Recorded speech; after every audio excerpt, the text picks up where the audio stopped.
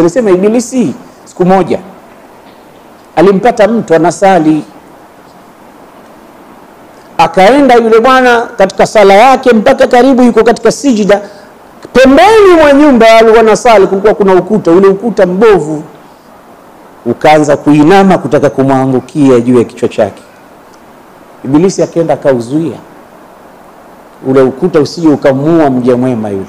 Bwana ametulia, asalamu alaykum wa rahmatullah, kutoa salamu, namuona mtu ameshikilia ukuta. Alhamdulillah, man anta yarhamuka Allah. Asa ana Iblis, ni Ibilisi. Ibilisi, ulianza lini wewe kuwasaidia wanaoswali?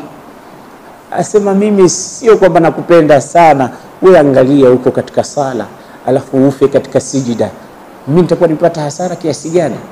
Bora maliza kuswali alafu uondoke, siku yote tunaweza tukapatana huko nikakupoteza.